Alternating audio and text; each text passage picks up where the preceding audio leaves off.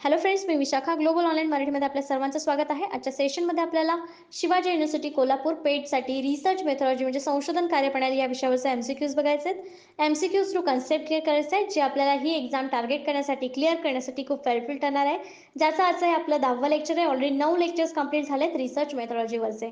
Session start करण्यापूर्वी एक important सूचना किंवा संधी त्या स्टुडंटसाठी जे स्टुडंट्स या वर्षीची एक्झाम टार्गेट करत आहे शिवाजी युनिव्हर्सिटी पेट कोल्हापूर. ठीक आहे, या पीएचडी एंट्रन्ससाठी जे तयारी करत आहे त्यांच्यासाठी आम्ही एक फुल सिलेबस कोर्स घेऊन आलो. सेक्शन आहे रिसर्च मेथॉलॉजीवरचा, ज्याच्यामध्ये तुम्हाला मिळणार आहेत full syllabus notes, full syllabus mock test, full syllabus video lectures plus live lectures, 1500 plus MCQ PDF. म्हणजे या एमसीक्यू वेगळे प्रश्न असे तुम्हाला काही येणार नाहीत. या एमसीक्यू पीडीएफ वरती तुम्ही संपूर्ण रिसर्च मेथॉलॉजी क्लिअर करू शकता, हायएस्ट मार्क याच्यामध्ये घेऊ शकता आणि यामुळेच तुम्हाला गॅरंटी मिळते सिलेक्शनची या रिसर्च मेथॉलॉजीचा सेक्शन एच्या पार्टवरची. ओके, सो असा हा कोर्स आहे 599 रुपयाला आणि या दिलेल्या व्हॉट्सअप नंबरवरती तुम्ही मेसेज करून रजिस्ट्रेशन करू शकता किंवा क्वेरी विचारू शकता. ओके, तर युनिट 2 मधला आजचा आपला topic methodology, method, tools and techniques याच्यावरती क्वेश्चन्स कसे येऊ शकतात किंवा कसे आलेले आहेत हे आपल्याला बघायचं आहे. आजचा पहिला प्रश्न बघतोय, ANOVA technique is used in. ANOVA तंत्र वापरले गेले आहे किंवा वापरलं जातं कशामध्ये? मल्टिपल सॅम्पल्स, एकाधिक नमुने, युनिक सॅम्पल्स, अन्य नमुने, both of this, none of दिस.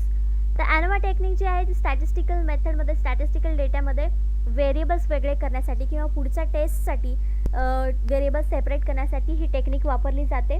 मग जास्तीत जास्त नमुने जेव्हा असतील तेव्हाच आपल्याला ही टेक्निक उपयोगी येईल किंवा त्याचा जास्त वापर केला जाईल. मग आपल्या इथं करेक्ट आन्सर काय असणार आहे? मल्टिपल सॅम्पल्स, एकाधिक नमुने जेव्हा असतात तेव्हा एनोवा टेक्निक ही वापरली जाते.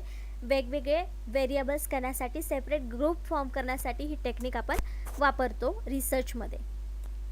ॲनालिसिस ऑफ व्हेरियन्स और ANOVA is a statistical method that separates observed variance data into different components to use for additional test. Additional test काय करायचं असतील आपल्याला रिसर्चमध्ये, स्टॅटिस्टिकल टेस्टमध्ये, तर त्यामध्ये वेगवेगळे डेटा जो जमा झालेला आहे त्यातून डिफरंट कंपोनंटमध्ये म्हणजे त्याचं वर्गीकरण करण्यासाठी किंवा दुसऱ्या वर्गामध्ये त्याचं विभागणी करण्यासाठी सेपरेट वर्गीकृत केलं तर आपल्याला त्याचं मोजमाप करणं देखील सोपं होतं. ही करण्यासाठी जी मेथड आहे त्याला आपण एनोवा असं म्हणतो. A one-way ANOVA is used for 3 or more group of data.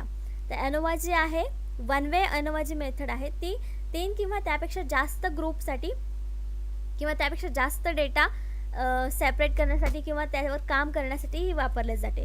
To gain information about the relationship between independent and independent variables, म्हणजे त्यांच्याबद्दल माहिती मिळवण्यासाठी ही एनोवा टेक्निक वापरली जाते. म्हणजे चल हे स्वतंत्र आहेत की इंडिपेंडंट आहेत याची माहिती देखील आपल्याला या मेथडमधून, या टेस्टमधून, एनोवामधून, टेक्निकमधून मिळणार आहे. एनोवा टेक्निक आहे हे आपल्याला लक्षात ठेवायचं आहे. नेक्स्ट क्वेश्चन बघतो आपण सेकंड नंबरचा. Schedule is a technique of collecting data through. तर शेड्यूल हे डेटा गोळा करण्याचे एक तंत्र आहे. तर इथे आपण बघतोय की शेड्यूल हे एक टूल आहे डेटा कलेक्ट करण्याचं. Is a technique of collection data. एवढं तर आपल्याला माहिती झालं की ते एक कलेक्टिंग डेटाचं एक टेक्निक आहे शेड्यूल नावाचं. मग ते कशाद्वारे वापरलं जातं किंवा कशामध्ये वापरलं गेलं आहे हे आपल्याला सांगायचं आहे. ऑप्शन्स आहेत पोस्ट, टेलिफोन, दूरध्वनी, अँड एन्युमिनेटर, ऑब्झर्वेशन, निरीक्षण. त्याचे करेक्ट आन्सर आहे ए, पोस्ट. पोस्ट जरी आता आपण बघतो की तार नावाची गोष्ट जी होती ज्याच्याद्वारे आपण इंटरव्ह्यू घेताना काही क्वेश्चन्स पाठवायचं, मग त्याचं आपल्याला आन्सर्स यायचं, ही सिस्टीम आता बंद झाली आहे. मेल थ्रू आपण जास्तीत जास्त कनेक्ट करतो, कम्युनिकेशन करत असतो, फोनवर करत असतो. पण शेड्यूल ही जी टेक्निक आहे ती आपण लेखी पद्धतीनेच वापरू शकतो. म्हणून इथं आपलं करेक्ट आन्सर आलेला आहे ए, पोस्ट. तर शेड्यूल टेक्निक काय आहे नेमकं ते बघूया. Schedule is a tool or an instrument used to collect data from the respondent while interview is conducted. जे इंटरव्ह्यू घेणार आहेत त्यांच्याकडून ह्या प्रकारचं टूल किंवा इन्स्ट्रुमेंट वापरलं जातं इंटरव्ह्यू घेत असताना. The schedule is a presented by the इंटरव्ह्यूअर, म्हणजे जो इंटरव्ह्यू घेणारा आहे तो हे शेड्यूल प्रेझेंट करत असतो. The questions are asked and answer are noted down by him. जे क्वेश्चन्स आपण विचारणार आहोत किंवा विचारले गेलेले आहेत ते त्यांच्याद्वारे आपल्याकडे नोट केले जातात. Schedule contains questions, statement on which opinions are elicited and blank spaces, tables or filling up the respondents. जे रिस्पॉन्डंट्स आहेत म्हणजे आपण ज्यांचा इंटरव्ह्यू घेणार आहोत किंवा ज्यांच्याकडून आपण माहिती मिळवणार आहोत त्यांच्यामध्ये त्यांच्यासाठी हे क्वेश्चन तयार केले गेलेले असतात. त्या शेड्यूलमध्ये क्वेश्चन्स असतात, स्टेटमेंट्स असतात, ज्याच्यावर त्यांचं ओपिनियन आपल्याला घ्यायचं आहे, जे आपल्याला रिसर्चमध्ये उपयोगी येणार आहे. त्याच्यानंतर त्याच्यातच ब्लँक स्पेसेस आणि टेबल्स सोडलेले असतात, ज्याच्यामध्ये रिस्पॉन्डंट्स आपले आन्सर्स नोंदवू शकतात. अशा प्रकारचं हे शेड्यूल असतं. हे एक टूल, इन्स्ट्रुमेंट आहे, टेक्निक आहे डेटा कलेक्शनचं, असं आपण म्हणू शकतो. मग हे जे प्रेझेंट करायचं असतं ते आपल्याला पोस्टद्वारेच प्रेझेंट करू शकतो. टेलिफोनवर हे आपण फिल करण्यासाठी देऊ शकतो का? नाही. म्हणून आपल्या इथं करेक्ट आन्सर आलं होतं पोस्ट. शेड्यूल हे कशामध्ये वापरलं जातं? तर पोस्टमध्ये वापरलं जातं. नेक्स्ट क्वेश्चन आहे 3rd नंबरचा. While planning and observation one should not keep in mind. एखादी निरीक्षणाची योजना आखत असताना एखाद्याने हे लक्षात ठेवू नये. क्वेश्चन वाचताना नीट लक्षपूर्वक वाचायचं आहे. Should not keep in mind म्हणजे लक्षात नाही ठेवायचं आहे एखाद्याने ऑब्झर्वेशनचं प्लॅनिंग केलं तर काय, कुठली गोष्ट नाही लक्षात ठेवायची आहे? ऑप्शन्स बघायचे आहेत. Tools and techniques need to be avoided in recording observation. निरीक्षण नोंदवताना साधने व तंत्रे टाळणे आवश्यक आहे, हे लक्षात नाही ठेवायचं. व्हॉट शुड बी रेकॉर्डेड, काय रेकॉर्ड करावे हे लक्षात नाही ठेवायचं. How to ensure accuracy of observation, निरीक्षणाची अचूकता कशी सुनिश्चित करावी हे लक्षात नाही ठेवायचं. How the observation should be recorded, निरीक्षणाची नोंद कशी करावी हे लक्षात नाही ठेवायचं.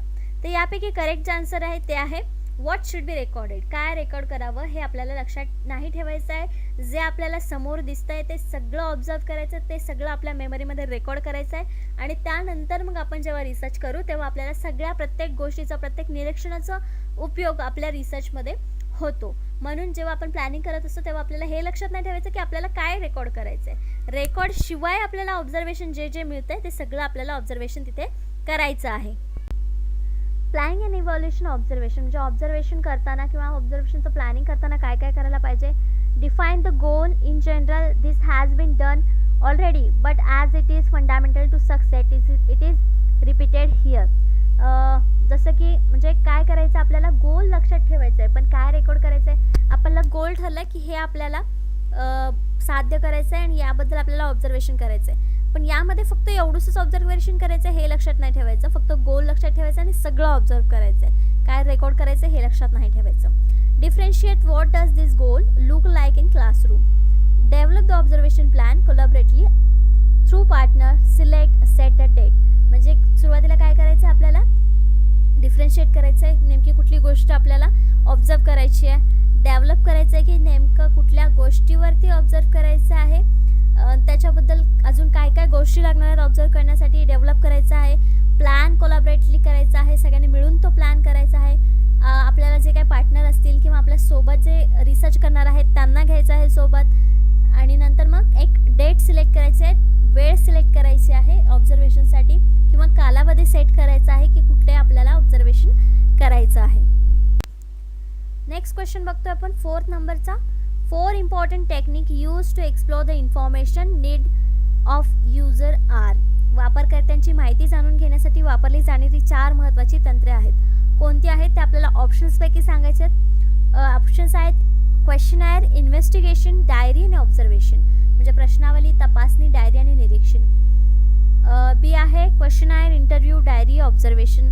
सेम आहे, फक्त इन्व्हेस्टिगेशनच्या ऐवजी इंटरव्ह्यू आहे. सी मध्ये क्वेश्चनायर, इन्व्हेस्टिगेशन, रिपोर्ट आणि ऑब्झर्वेशन. त्याच्यानंतर आहे डी, नन ऑफ दी अबो. तर याचं करेक्ट आन्सर काय असेल आपलं? बी, क्वेश्चनायर, इंटरव्ह्यू, डायरी आणि ऑब्झर्वेशन. डायरीमधून पण आपल्याला माहिती मिळते, इंटरव्ह्यूमधून पण माहिती मिळते, क्वेश्चनायरमधून पण माहिती मिळते आणि ऑब्झर्वेशनमधून पण माहिती मिळते. या सगळ्यांमधून आपल्याला माहिती मिळू शकते, म्हणून आपलं करेक्ट आन्सर जे आहे तर बी आलेलं आहे. ए मध्ये इन्व्हेस्टिगेशन आहे, जास्त तपासणीमध्ये आपल्याला जास्त एवढी माहिती मिळू शकणार नाही जेवढी या 4 ऑप्शन्समधून किंवा या 4 इम्पॉर्टंट टेक्निक्समधून आपल्याला मिळू शकते. मग सी मध्ये काय चुकीचं आहे तर इन्व्हेस्टिगेशनच तिथे पण आलेलं आहे, मग आपलं करेक्ट आन्सर इथे बी आलेला आहे. Here are the top 6 data collection methods. तर मेथड्समध्ये कुठल्या कुठल्या अजून मेथड आहेत? टॉप 6 मेथड इथे दिलेले आहेत आपल्याला, जे आहेत फर्स्ट आहे इंटरव्ह्यू आहे, त्याच्यामध्ये मुलाखतमधून आपण डेटा गोळा करू शकतो. नेक्स्ट आहे क्वेश्चनायर अँड सर्वे. क्वेश्चनायर माहिती आपण क्वेश्चन देतो आणि त्याचे आन्सर्स मिळवण्याचा प्रयत्न करतो. सर्वेमध्ये पण सेम प्रोसेस आहे. ऑब्झर्वेशन तर निरीक्षण स्वतः प्रेझेंट राहून आपण करतो. डॉक्युमेंट अँड रेकॉर्ड्स, डॉक्युमेंट्सवरती जे काय ऑलरेडी डॉक्युमेंट आपल्याकडे आहेत किंवा जे लोक एखादं काम करताना डॉक्युमेंट्स तयार करून ठेवतात, त्याचाही उपयोग आपल्याला डेटा कलेक्शनमध्ये होतो. मग ती मेथड देखील एक आपण यूज करू शकतो. फोकस ग्रुप्स, ओरल हिस्ट्रीज, हे सगळे जे आहेत ते डेटा कलेक्शनच्या मेथड्स आहेत. टॉप 6 मेथड्स यांना आपण म्हणू शकतो. या मेथड्सद्वारे आपण डेटा कलेक्शन करतो आणि सोप्या पद्धतीने होतं, कारण हे सगळे टेक्निक्समुळे.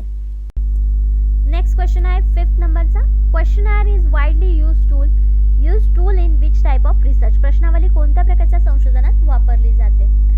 प्रश्नावली म्हणजे काय माहिती आपल्याला, आपण प्रश्न देतो, प्रश्नांची यादी देतो आणि त्याची उत्तरं मग आपण समोरच्या व्यक्तींकडून किंवा ज्या व्यक्तींना आपण निवडलेलं आहे ॲज अ सॅम्पल म्हणून त्यांच्याकडून ही माहिती मिळवत असतो. तर ते जे क्वेश्चनर आहेत ते आपण कुठल्या टाईपच्या रिसर्चमध्ये करत असतो. ऑप्शन्स आहेत सर्वे रिसर्च, सर्वेक्षण संशोधन, एक्सपेरिमेंटल रिसर्च, प्रायोगिक संशोधन, हिस्टॉरिकल रिसर्च, ऐतिहासिक संशोधन, केस स्टडी रिसर्च. म्हणजे आपण केस स्टडी रिसर्च मराठीमध्ये आपण म्हणूया, कारण आपल्याला त्याच्यासाठी प्रकरण अभ्यास रिसर्च संशोधन हे यापेक्षा केस स्टडी हा विषय किंवा शब्द सोपा आहे, म्हणून आपण केस स्टडी रिसर्चच म्हणूया.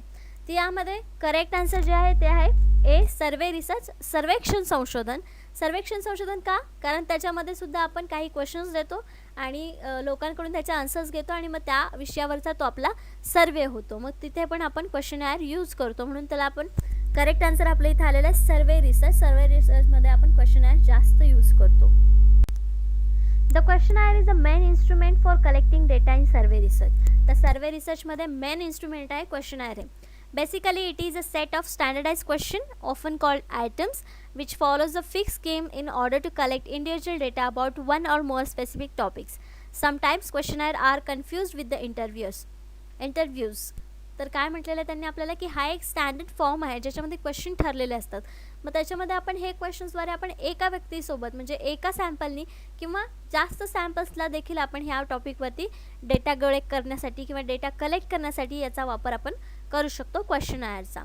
Sometime questionnaire are confuse with interviews. म्हणजे काही वेळेस हे जे इंटरव्ह्यू आपण घेतो तेव्हा हे क्वेश्चनर आपल्याला कन्फ्यूज करत असतात किंवा कन्फ्यूज असतात की याचा आन्सर कसं द्यायचा आहे. काही लोकांसाठी ते क्वेश्चन्स वेगळे असू शकतात, काही लोकांसाठी ते योग्य क्वेश्चन्स असू शकतात. असे देखील अडचणी त्याच्यामध्ये येऊ शकतात. पण सर्वे रिसर्चमध्ये क्वेश्चनरचा वापर हा मेन इन्स्ट्रुमेंट म्हणून केला जातो. नेक्स्ट क्वेश्चन आहे 6 नंबरचा. Which of the following is one do not included in measure of central tendency. मध्यवर्ती प्रवृत्तीच्या उपायांमध्ये खालीलपैकी कोणत्या गोष्टीचा समावेश नाही. उपाय किंवा मेजर्स म्हणजे मापं असं देखील आपण इथे घेऊ शकतो. अरिथमेटिक मीन, अंकगणित मीन, मेडियन मध्यम, मोड, स्टँडर्ड डेव्हिएशन, प्रमाणित विचलन. तर included in measures of central tendency म्हणजे जे याच्यामध्ये वन डू नॉट इन्क्लुडेड म्हणजे बाकीच्या गोष्टी ज्या आहेत त्याच्यामध्ये इन्क्लूड केलेल्या आहेत. फक्त एक गोष्ट जी आहे ते ऑप्शनमध्ये नाही आहे, जी सेंट्रल टेंडन्सीमध्ये नाही आहे. त्याचं करेक्ट आन्सर जे आहे ते आहे डी, स्टँडर्ड डेव्हिएशन. प्रमाणित विचलन जे आहे ते या central tendency measures of central टेंडन्सीमध्ये नाही आहेत. बाकी अरिथमेटिक मीन, मेडियन, मोड या ज्या गोष्टी आहेत त्या आपल्याला एकदा स्टॅटिस्टिक्समध्ये होऊन गेलेल्या आहेत. त्याचा देखील वापर कसा करायचा आपल्याला जेव्हा त्याचा विषय येईल किंवा आपल्या सिलेबसमध्ये जेव्हा ते असेल ते आपण वापर करून बघणार आहोत. पण त्याआधी इथे जे ऑप्शन्स आहेत किंवा मेजर्स ऑफ सेंट्रल टेंडन्सीमध्ये याचा वापर केला जातो किंवा हे इन्क्लुडेड असतात हे आपल्याला लक्षात ठेवायचं आहे. स्टँडर्ड डेव्हिएशन त्याच्यामध्ये करेक्ट आन्सर नाही, म्हणून आपल्या प्रश्नाचा आन्सर जे आहे ते डी आलेलं आहे, कारण आपल्याला त्यांनी विचारलं आहे one do not included. In statistics, a central tendency is a central or typical value for a probability distribution. Probability distribution साठी ही सेंट्रल टेंडन्सी मेथड किंवा मेजर्स जे आहेत ते आपण काढतो टिपिकल व्हॅल्यू मिळवण्यासाठी. कशामध्ये? स्टॅटिस्टिक्समध्ये. It may also be called central or location of the distribution. याला आपण सेंटर किंवा लोकेशन म्हणू शकतो. डिस्ट्रीब्युशनचं जे आपल्याकडे डेटा आहे त्याचं डिस्ट्रीब्युशन काढण्याचं किंवा डिस्ट्रीब्युशन करण्याचं, वर्गीकरण करण्याचं हे सेंटर आहे असं आपण म्हणू शकतो. Colloquially, measures of central tendency are often called averages. त्याला आपण averages असं देखील म्हणतो. The term central tendency dates from late 1920s. He terms कधी आलेली आहे आपल्याला अभ्यासामध्ये? तर 1920 मध्ये, 1920च्या शेवटी. Mean, median, mode. Each of these measures calculate the location of central point using different method. वेगवेगळ्या मेथड वापरून म्हणजे मीन, मेडियन, मोड या प्रकारच्या वेगवेगळ्या मेथड वापरून आपण जे सेंट्रल पॉईंट्स काढायचे असतात आपल्याकडे डेटा आहे त्याचा, तर ते कॅल्क्युलेट करण्यासाठी या मेथड्स आपण वापरत असतो. Choosing the best measure of centre tendency depend on the type of data you have. तर यापैकी कुठली पद्धत आपल्याला वापरायची आहे हे आपण कशावरून ठरवतो? जो आपल्याकडे डेटा जमा झालेला आहे किंवा आपल्याकडे डेटा आहे त्यावरून आपण ठरवतो की आपल्याला कुठली मेथड आपल्याला रिसर्चमध्ये वापरायची आहे, सेंट्रल पॉईंट करण्यासाठी किंवा डिस्ट्रीब्युशनसाठी. नेक्स्ट क्वेश्चन आहे 7th नंबरचा. Questionnaire is a dash dash. प्रश्नावली म्हणजे काय? डॅश डॅश आहे. काय आहे? रिसर्च मेथड आहे, संशोधन पद्धत आहे, मेजरमेंट टेक्निक आहे, मापन तंत्र आहे, tool for data collection, data संकलनाचे साधन आहे, डेटा ॲनालिसिस टेक्निक आहे, डेटा विश्लेषण तंत्र आहे. तर रिसर्च मेथड असू शकत नाही. मेजरमेंट टेक्निकमध्ये थोडंसं आपण कन्फ्यूज होऊ शकतो, पण हे एक टूल आहे डेटा कलेक्शनचं. याद्वारे आपण डेटा कलेक्शन करत असतो आणि हा आपल्याला मदत करत असतं क्वेश्चनायर डेटा कलेक्शनसाठी. आपण एक लास्ट क्वेश्चन देखील बघितला, त्याच्यामध्ये क्वेश्चनायर ही सर्वे रिसर्चमध्ये जास्त उपयोगी येते आणि हे एक महत्त्वाचं इन्स्ट्रुमेंट किंवा टूल असं आहे, वापरलं जातं सर्वे रिसर्चमध्ये, असं आपण वाचलं होतं किंवा अभ्यासलं होतं. मग इथे आपल्याला काय आन्सर यायला पाहिजे? Questionnaire is a tool for data collection, not a data analysis technique, not measurement technique और नॉट रिसर्च मेथड. म्हणून आपला करेक्ट आन्सर आहे C, tool for data collection. Data संकलनाचं साधन आहे questionnaire. The questionnaire is the main instrument for collecting data in survey research. Basically, it is a set of standard question, often called its item. तेच explanation येणार आहे की questionnaire कशी use होते आणि का ते आपलं कलेक्टिंग डेटाचा महत्त्वाचं इन्स्ट्रुमेंट आहे, का टूल जे आहे ते महत्त्वाचं काय आहे, किंवा रिसर्चमध्ये क्वेश्चनायर हे टूल म्हणून का वापरलं जातं. Same explanation with last question. Next question आहे 8 नंबरचा. How many points should be on a rating scale have. Rating स्केलमध्ये किती पॉईंट्स असावेत? सुरुवातीला रेटिंग स्केल म्हणजे काय आपल्याला माहिती पाहिजे. रेटिंग स्केल म्हणजे काय? एखादा क्वेश्चन असा असतो की तुम्हाला आत्ता आलेला मूवी किती पटीमध्ये आवडलेला आहे असा प्रश्न असल्यानंतर स्टार्स आपण देत असतो. ती एक रेटिंग स्केल झाली. म्हणजे त्या स्केल्स जे स्टार्स आहे त्याच्यामध्ये रेटिंग स्केल असते 1 to 5. 1 to 5 मध्ये किती स्टार्स मिळाले त्याच्यावरून मूवीची क्वालिटी किंवा मूवीचा फेमस रिव्ह्यू कसा आहे तो आपल्याला समजत असतो. 5 स्टार असतील तर एकदम बेस्ट, 1 स्टार असेल तर बघण्याच्या लायक नाही आहे मूवी असं आपण ठरवत असतो. तर ती रेटिंग स्केल असते. तर त्याच्यावरती किती पॉईंट्स असावेत हा आपला प्रश्न आहे. ऑप्शन्स आहेत 5, 4, 10 आणि D somewhere from 4 to 11 points. कुठेतरी 4 पासून ते 11 पॉईंट्सपर्यंत. त्याचं करेक्ट आन्सर आहे D, somewhere from 4 to 11 points. कुठेतरी 4 पासून ते 11 पॉईंट्सपर्यंत. का? 5, 4, 10 याच्यापेक्षा जास्त आपण कशामध्ये आन्सर्स देऊ शकतो? तर 4 ते 11 मध्ये. म्हणून हे जे आहे how many points should be a rating scale have, तर त्याचा करेक्ट आन्सर आहे डी. म्हणजे जास्तीत जास्त पॉईंट्स असतील तर आपण म्हणजे जो आन्सर देणार आहे किंवा मुलाखत दाता जो आहे, जो आपल्याला डेटा कलेक्ट करण्यासाठी मदत करणार आहे, डेटाची इन्फॉर्मेशन पुरवणार आहे, तो जो त्याला हे सोपं जाईल की मार्क करणं, रेट करणं. म्हणून त्याच्यासाठी हे पॉईंट्स 4 ते 11 पॉईंट्स असणे गरजेचं आहेत रेटिंग स्केलवरती. Rating scale is define as a close ended surveys question. तर रेटिंग स्केलला छोट्या वाक्यात किंवा असं काय म्हणू शकतो आपण, एक सर्वे क्वेश्चन असतो. क्लोज एंडेड म्हणजे ज्याला एंड आहे.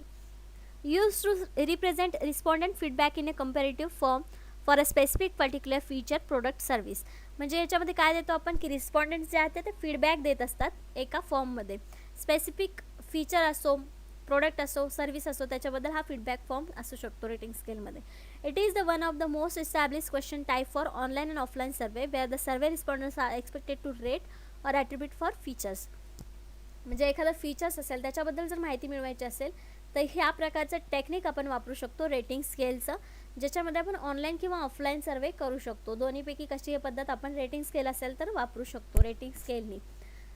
जसं की आता बघतो नवीन फीचर आलं, नवीन सॉफ्टवेअर आलं, तर त्याच्याबद्दल रेटिंगसाठी ऑनलाईन प्रकारचा असा फीडबॅक घेतला जातो, ज्याला आपण क्लोज एंडेड सर्वे क्वेश्चन म्हणतो किंवा रेटिंग स्केलद्वारे हे घेतले जातात. Rating scale is a variant of popular multiple choice question. Multiple choice क्वेश्चनसारखं असतं. म्हणजे एकच स्केल असते, त्याच्यामधून आपल्याला एक करेक्ट आन्सर चॉईस करायचं असतं, पण आपल्याला जे वाटतं ते स्केलवरती आपण नोंदवू शकतो. which is widely used to gather information that provides relative information about the specific topics. हे आपल्याला प्रॉपर इन्फॉर्मेशन देत नाही, पण रिलेटिव्ह इन्फॉर्मेशन मिळवण्यासाठी मदत करतं एका स्पेसिफिक टॉपिकवरती, एका स्पेसिफिक सर्व्हिस, फीचर्स किंवा प्रोडक्टवरती. अशा प्रकारे आपण रेटिंग स्केल समजून घेऊ शकतो आणि रेटिंग स्केल काय आहे हे आपल्याला समजलं असेल. नेक्स्ट क्वेश्चन आहे 9th नंबरचा. Histogram is a graphical representation of. Histogram हे ग्राफिकल प्रतिनिधित्व आहे. कशाचं? ऑप्शन्स आहेत the cause and effect relationship of data point. Data पॉईंटचे कारण आणि परिणाम संबंध. The variation of the set of data. डेटाच्या संचामधील फरक. Historical trend of critical data over the period of time. विशिष्ट कालावधीत गंभीर डेटाचा ऐतिहासिकल. Critical to quality data. गुणवत्तापूर्ण डेटासाठी गंभीर किंवा महत्त्वाचा. त्याचं करेक्ट आन्सर जे आहे ते आहे B, the variation in the set of data. का? तर हिस्टोग्राम हा एकाच विषयाचा किंवा गोष्टीचा असतो, पण तो त्या वस्तूमध्ये कसा बदल झाला किंवा त्यामध्ये काय बदल झाले म्हणजे डेटाच्या संचातील बदल याच्यामध्ये आपल्याला दाखवत असतो. फरक आपल्याला इथं दाखवत असतो. म्हणून हे करेक्ट आन्सर आपला बी इथे आलेला आहे. The variation in the set of data histogram presents. A histogram is a graphical representation of data where the data is grouped into the continuous number ranges. म्हणजे कंटिन्युअस रेंजेस नंबरमध्ये हा data असतो. बारग्राफमध्ये जसं मध्ये स्पेस असतो तसा हा हिस्टोग्राममध्ये नसतो स्पेस. तो डायरेक्ट कंटिन्युअस नंबरमध्ये दिलेला असतो. And each range correspond to the vertical bar. म्हणजे वर्टिकल बारसोबत ती करस्पॉन्डन्स रेंजमध्ये असते. The horizontal axis displays the number of range. Horizontal axis जे आहे ते आपल्याला नंबरची रेंज दाखवते, तर दुसरी वर्टिकल ॲक्सिस फ्रिक्वेन्सी दाखवत असते किंवा represents the amount of data is presented in each range. म्हणजे ज्या रेंजमध्ये डेटा प्रेझेंट आहे ते आपल्याला दाखवत असते. खाली एक्झाम्पलसाठी आपण एक हिस्टोग्राम्स घेतलेला आहे ज्याच्यामध्ये हिस्टोग्राम ऑफ अरायवल्स आहे. अरायवल्स पर मिनिट दिलेला आहे आणि खाली मिनिट दिले 0 to 12 पर्यंत आणि त्याची फ्रिक्वेन्सी दिलेली आहे की एका मिनिटाला किती अरायवल्स आहेत.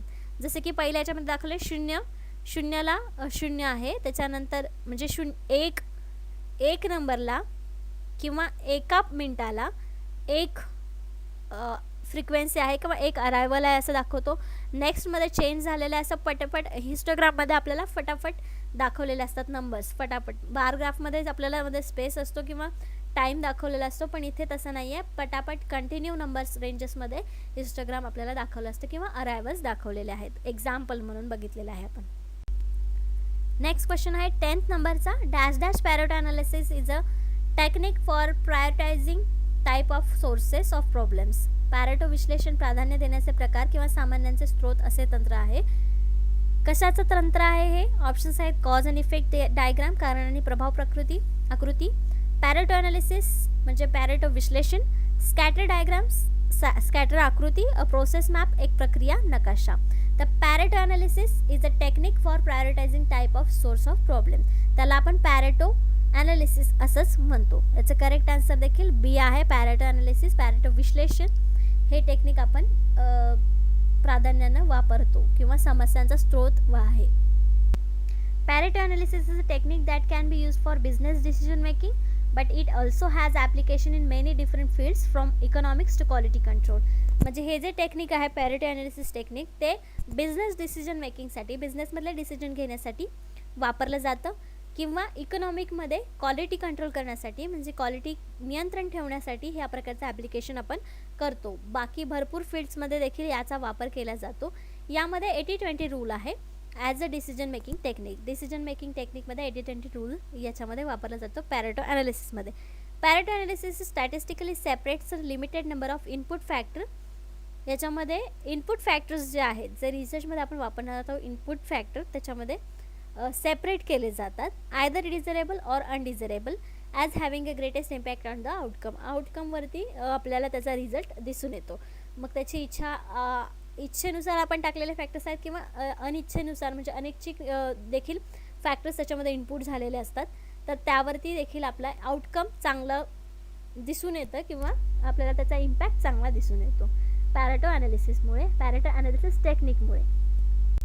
अशा प्रकारे याचे 10 क्वेश्चन्स आणि 10 कन्सेप्ट्स आपल्याला इथे झालेले आहेत. नेक्स्ट लेक्चरमध्ये आपण नेक्स्ट टॉपिकवरती बघणार आहोत 10 क्वेश्चन्स आणि 10 कन्सेप्ट. आजच्या सेशनसाठी धन्यवाद.